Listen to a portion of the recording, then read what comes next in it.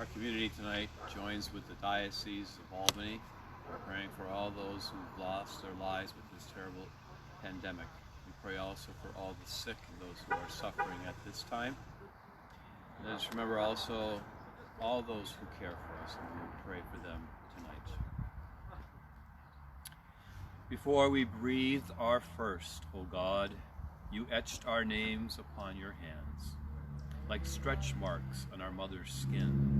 And those same hands that bear our lives carry us home as we breathe our last. So even in our grief, O God, let every breath we carry within announce your goodness with praise unending. For you have made us to be your own, a people of your Spirit, with blessing on our lips. Therefore, sun and moon, bless the Lord. Stars of the sky, bless the Lord. Depths of the ocean, bless the Lord. Birds of the air, bless the Lord. Let all creation, bless the Lord. Blessed be God for doctors and nurses, for scientists and researchers, for pharmacists and technicians. Blessed be God forever. For social workers and caregivers, and for all who endeavor to keep us safe. Blessed be God forever. Blessed be God for grocery clerks and janitors, for restaurant chefs and fast food workers, for farmers and delivery drivers. Blessed be God forever.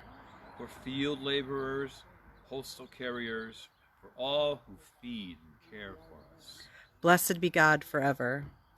Blessed be God for pastoral staffs, for clergy and religious who pray for us daily, for catechists teaching in creative new ways. Blessed be God forever. For liturgical ministers, tackling technology, for all who serve the domestic church. Blessed be God forever.